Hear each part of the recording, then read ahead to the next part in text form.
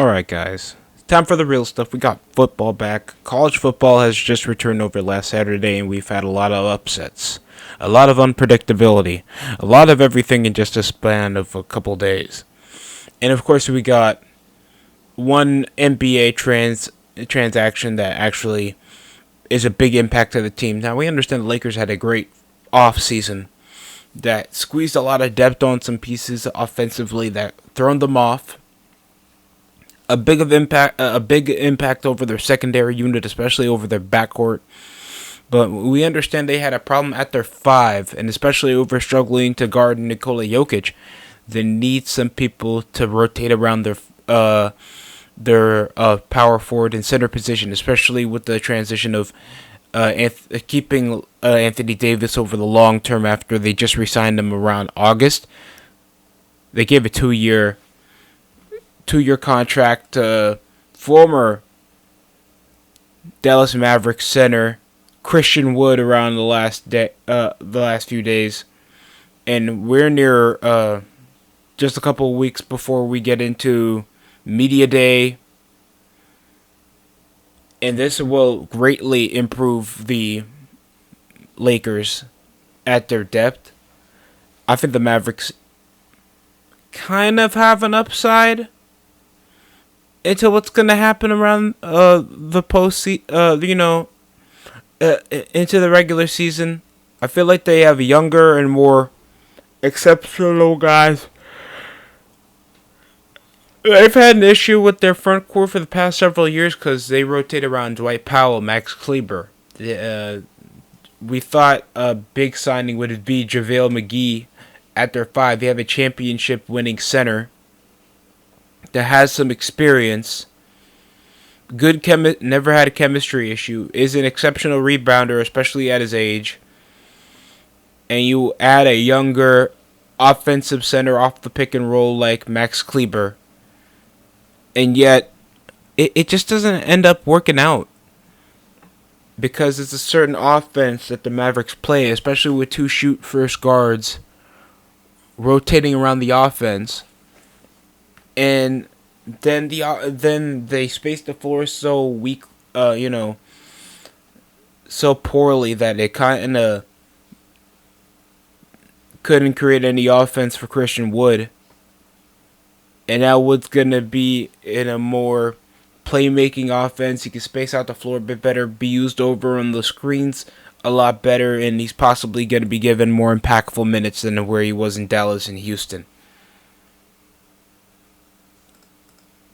Now, what the Mavericks could do with that momentum, it's a bit questioning, because the most they did was give Dante Exum an NBA job back. Grant Williams has obviously taken over that 4 spot to be a defensive four, while Max Kleber is still getting rotation minutes, and it's going to be Roquan Holmes or Dwight Powell sharing, at least splitting around 30 to 32 to 25 minutes off the starting rotation, while JaVale McGee's possibly not playing. And of course, they drafted Derek Lively from Duke to possibly get himself some chances to at least advance their offense or defense, whatever he can do. I know he's a 3-point shooter as well, so at least they want to advance over that horizon. But it's good to see Steph Curry back over in Dallas. I think this is his third or second stint over in the Mavs secondary unit, and he's always a good spot up shooter. Can get hot when he needs to around the secondary unit. And of course, I want to see more of what Josh Green can do. I thought he had exceptional 3-point shooting from last season. But Tim Hardaway Jr. was, I thought, one of the off-season trades that could go away, because I feel like he's an overrated chucking wing that got overpaid over his stint over in Dallas just to spot up, shoot for at least 15 points a game, and he's just not good at the catch and shoot or even create his own shot position of the ball, and he really regresses this offense. You could have gotten him to the Knicks and at least keep Dorian Finney-Smith. I can understand trading away Spencer Dinwiddie, even though he had some great moments with the Mavericks. but that's just my opinion. We'll get it over to the college football world, of course. Georgia's still on top of the mountain, but the top 25 is looking pretty interesting because Colorado's now in the top 25 after beating who used to be number 13 in the country, TCU. Yeah, that's scary to think of. Because TCU actually lost to Colorado in the first week of the season. And Clemson's now number 22 in the country. Number 25 in the country after losing literally 28-7 in a shocker road loss when they were number 9 in the country last season. And I think Clemson was in the redemption arc to get back in the college football world. And they only allowed one touchdown. And this is already a shocker as well. Because we know that USC is still undefeated. There's a massive claim to see if Texas can actually build over a roadmap for some success after literally getting into a 37-10 win against Rice. And of course, I think they got Alabama this weekend, after such a convincing display, even though it was against a bottom-feeding Big 12 team, and we know they're heading over to the SEC next season. Hopefully they can get something over with Jonathan Brooks. He seems to be an exceptional athlete. But I will be watching. There seems to be some interesting games out there.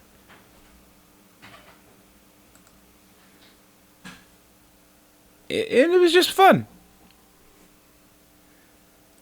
Texas State somehow destroyed Baylor.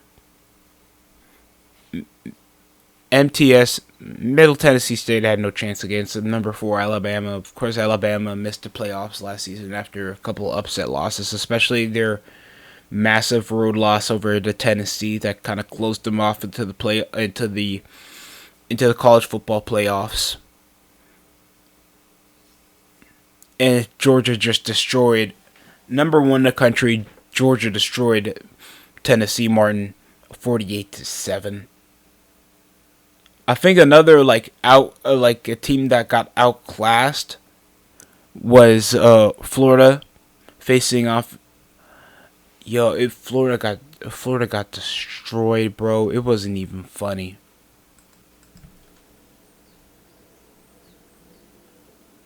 I could try to make this up as much as I can.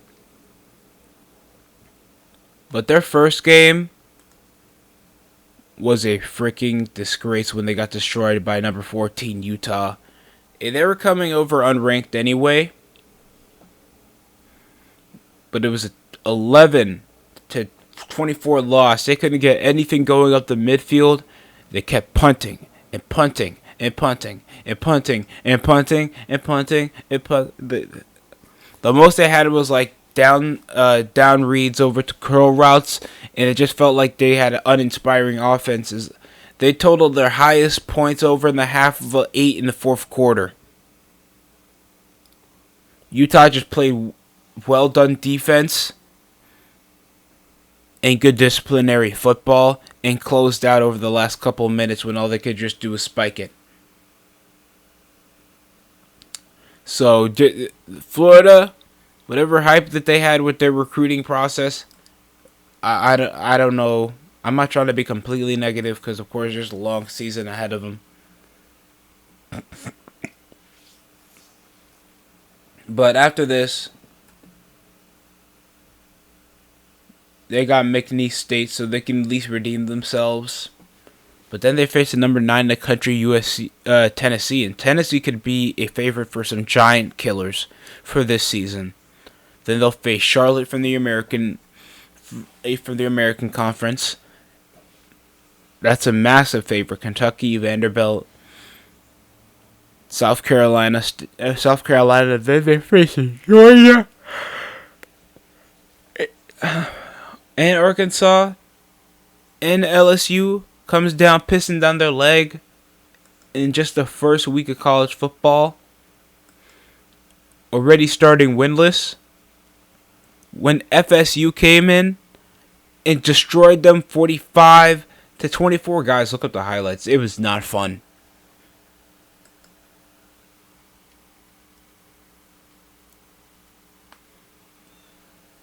But I want to go more further in depth into this. I think the most entertaining game of the first week of college football, that was TCU versus Colorado. Colorado was here to play, and this is coming after 18 transfers in the rotation for Colorado. We understand they only won one game last season. They only won one game. So it's understandable why possibly Coach Deion Sanders wanted to completely change the rotation, change the culture. Like, he doesn't even do captaincy on his team. He has like leaders and dogs and shit. So I don't know how that even works out for him. But if the players are comfortable with it, so it doesn't feel like there's only one leader, like anybody that steps up can take the rotation and lead their team into victory, that I'm okay with that. So I'm not going to get completely negative. TCU's coming out of the college football championship from January, though, after they lost by 50, and now they come into a huge yard burner. Entertaining game, by the way. Entertaining game against Colorado. The quarterback for Colorado was absolutely Shadir Sanders, the son of Deion Sanders, went 38 of 47, 80% from the field, 505 yards. He is over in a Heisman level performance with 4 touchdowns, no interceptions, over a 200.1 QBR, and just his debut against a former championship team. And Chandler Morris, he wasn't a slouch, but he had some incidental runs with inconsistencies off his routes and throwing a massive interception over in the second half. And just getting some high costing reads when they were at least up by 2 touchdowns. Especially when Colorado was coming back with a decisive touchdown. Some amazing catches, especially over to Chandler Morris, their tight end. It was insane offense. I don't know what the hell just happened, but I hope Colorado keeps trying to get some upsets. This was some entertaining football. Keep it up. The 45-42, very close game. But hopefully TCU can redeem themselves. They're still ranked, but so is Colorado now. So the top 10 right now is still Georgia, Michigan, major favorites. Alabama, that's now number 3 in the country after ranking number 4. Florida State's now number 4 after being ranked number 8. Ohio State got 2 ranks got a rank 2 ranks below. What? Somehow that makes 0 sense to me. USC coming 2-0.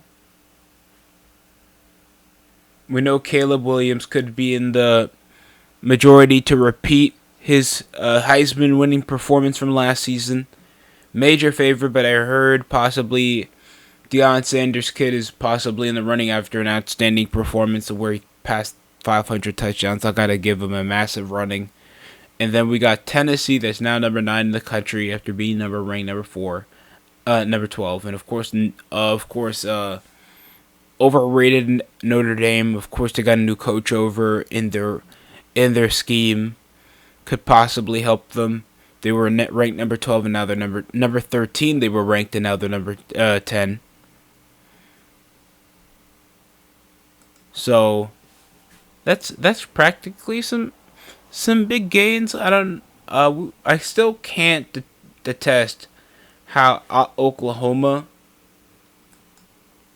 can push over a 73-point destroy of Arkansas State. I was watching the game. There was no chance. 45 to 0. Oregon, I don't think they're even in the top 25 anymore. No, they are. And that's after winning 81 to 7 against Portland State. Their mascot must have been so goddamn tired. I think they had him collapsing in the middle at the middle of the game because he had to celebrate for almost every touchdown they scored. I don't even know. Me personally, I wouldn't even allow that disrespect. At least attempt to concuss a kid or something. But they're ranked just a ranking below at number 13, below Utah after destroying Florida. So it's a race still to see who could be the sole contenders. Possibly Michigan will get themselves out of it. Because I don't think Jim Harbaugh's coach. It's still Jim Harbaugh. Never mind. But I don't know if I have confidence over their team. J.J. McCarthy's there. Donovan Edwards. I like Blake Kerman. But we know C.J. Strokes is a favorite. But they really need to get their head in the game if they're really trying to contend for playoffs, because Michigan's got a big reputation for blowing it, for trying to make it over to the college football playoffs. And with the steam of momentum, they got Nevada next season. They got next week. They got Nevada. They don't really have big competition until Michigan State or Indiana, if you want to think of that, or Minnesota. Nebraska hasn't been a prime contending team in the Big Ten since the early 2010s. That's a damn shame. And of course, big games like Purdue, that's shown to have some upsets. Their recruiting's actually been not that bad. And Penn State and Maryland. And of course, their last season, always an exciting game out of Ohio State to see who's probably going to be prime playoff contenders at the end of the season. And we haven't even heard a lot of bashing over Ohio State yet. So hopefully we get some information off that. But currently, Michigan's the team to beat. And hopefully they can keep the momentum off a practically easy schedule. On paper, though. Because anything could happen in college football, as you just saw in just the first week. But besides that, tell me how you guys feel down below for the start of college football. You guys excited? I'm excited. Of course, football is back. How aren't you not excited? Of course, we got the NFL just kicking off tonight, involving the Detroit Lions matching up against the Kansas City Chiefs in the week opener for Thursday Night Football tonight. Of course, Travis Kelce's out. He got a knee injury early. That could actually shiver some fingernails for some Chiefs fans, or especially some guys over in fantasy, because we know Travis Kelce's the number one tight end in the NFL. We can't deny that. But we got George Kittle when he's healthy. If we want to see Kyle Pitts, or if you want to say Darrell Waller, if he can actually come to form, seeing how he plays with Daniel Jones. Because Darrell Waller used to be in the top 100. He used to be a top 15 pick and a consistent tight end when he used to play with Derek Carr. So hopefully he can come to form with a more run-first offense. So I don't know why he's still over in the conversation. Hell, I would have put it over to Evan Ingram how well he played for the Jacksonville Jaguars last season. So you deal with that how you can. That's it from Sidelines Productions. We'll be back with further content. Hopefully you guys enjoy the rest of your summer. I know it's back to school for most of you people, but that's it for me.